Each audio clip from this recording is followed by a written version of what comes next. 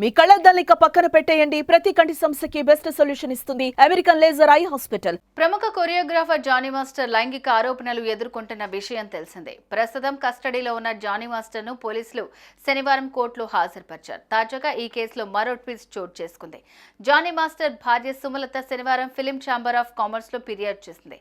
ఇంతకు ఆమె ఫిర్యాదులో ఏం పేర్కొన్నది అనేది ఇప్పుడు తెలుసుకుందాం.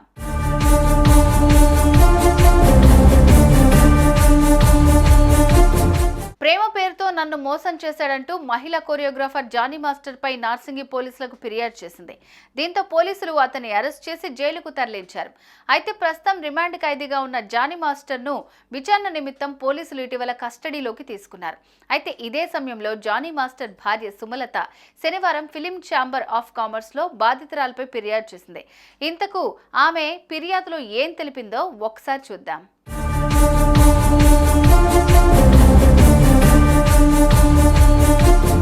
అవకాశాల కోసం బాధితురాలు నా భర్తను ట్రాప్ చేసి ఇంటికి కూడా రాకుండా చేసింది. గత 5 ఏళ్ల నుంచి నాకు నరకం చూపించింది. దీంతో నేను ఆత్మహత్య యత్నం చేసేంత వరకు తీసుకెళ్లింది. ఇంతేకాదు జానీని ఇంటికి రానివ్వలేదని, పెళ్లి చేసుకోవాలని నిత్యం వేధించేదని ఆమె ఫిర్యాదులో పేర్కొంది. నా భర్త ఇంటికి రాకపోవడంతో నేనే బాధితురాలి ఇంటికి వెళ్లాను. జానీ మాస్టర్ని నువ్వు ఇష్టపడితేనే నేను తప్పుకుంటానని చెప్పా. కానీ ఆ అమ్మాయి మాత్రం జానీ తనకు అన్నయ్య లాంటి వాడని చెప్పడంతో నేను నిజంగానే నమ్మేశానని సుమలత తెలిపింది.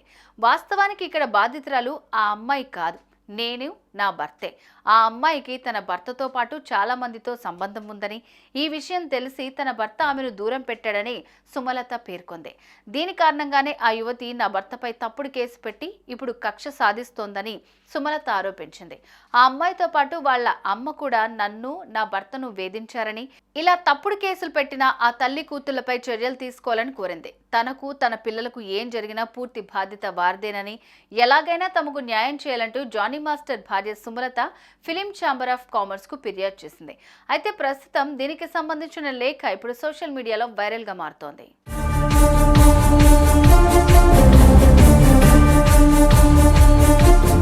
మరి సుమలత ఫిర్యాదుపై ఫిలిం ఛాంబర్ ఆఫ్ కామర్స్ స్పందిస్తుందా?